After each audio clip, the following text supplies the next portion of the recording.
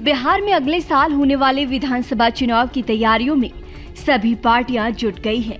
इसके लिए हर तरह के कील कांटे दुरुस्त किए जा रहे हैं। इसी कड़ी में हर दल सबसे पहले अपना घर दुरुस्त करने में लगा हुआ है। आरजेडी, जेडीयू और भाजपा अपने कोर वोटर पर फोकस कर रहे हैं। नया वोट बैंक तैयार करने की बजाय सभी की नजर अपने पारंपरिक वोटरों पर टिक गई है। आरजेडी के पारंपरिक वोटर मुस्लिम और यादव रहे हैं। इन दोनों का सामाजिक समीकरण बनाकर आरजेडी अपने वोट बैंक पर इतराता रहा है।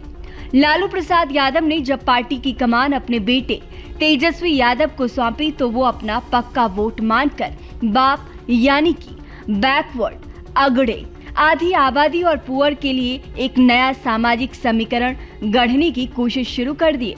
लेकिन लोकसभा चुनाव में तेजस्वी के बाप का समीकरण काम नहीं आया। एमवाई समीकरण भी दरक गया। 23 सीटों पर लड़कर इंडिया ब्लॉक की अग्रणी पार्टी आरजेडी के खाते में सिर्फ 4 सीटें आई। अपनी बेटी रोहिणी आचार्य के लिए लालू राबड़ी का प्रचार भी काम नहीं आया। चुनावी नतीजों की समीक्षा में आरजेडी को इस बात का एहसास हुआ कि उसका पारंपरिक एमवाई समीकरण दरक चुका है।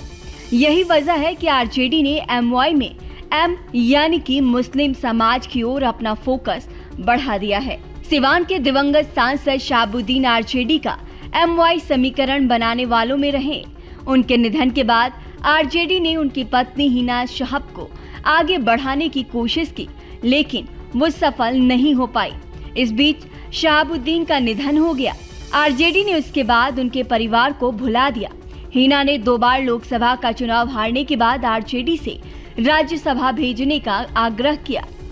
लालू ने उनकी बात अनसुनी कर दी। उल्टे लालू ने अशफाक करीम को राज्यसभा भेज दिया। अपनी सुपेक्षा से आहत हिना शहाब ने आरजेडी से अघोषित तौर पर रिश्ता ही तोड़ लिया। इस बार तो उन्होंने लोकसभा का चुनाव भी निर्दलीय लड़ा। अब लालू यादव को उनकी याद आने लगी है। इसी हफ्ते उन्होंने हिना शहाब से जाकर मुलाकात की और साथ आने के लिए मनाने की कोशिश की। दूसरी तरफ जनसुराज की ओर मुस्लिम नेताओं के झुकाव को देखकर आरजेडी ने अब नई रणनीति पर काम करना शुरू कर दिया है। एआईएमआईएम प्रमुख असदुद्दीन ओवैसी से लालू यादव ने नजदीकी बढ़ानी शुरू कर दी है।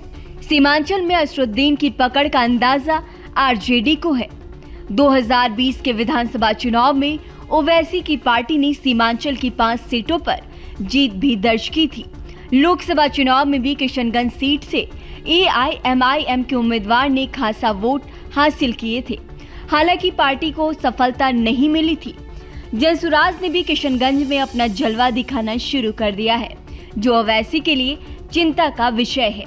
यही वजह है कि उनके आरजेडी से हाथ मिलाने की जानकारी मिल रही है। अगर आरजेडी से ओवैसी की बात बन जाती है तो उन्हें न सिर्फ मुसलमानों का साथ मिलेगा बल्कि यादव भी उनके उम्मीदवार का समर्थन कर देंगे।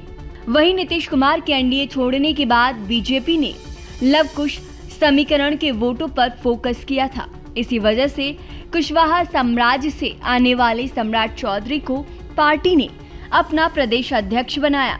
कुर्मी बिरादरी से आने वाले आरसीपी सिंह को अपने साथ जोड़ा, पर लोकसभा चुनाव में भाजपा को इसका कोई फायदा नहीं हुआ। उल्टे साल 2019 के लोकसभा चुनाव के मुकाबले साल 2024 में भाजपा को 5 सीटों का नुकसान ही हो गया।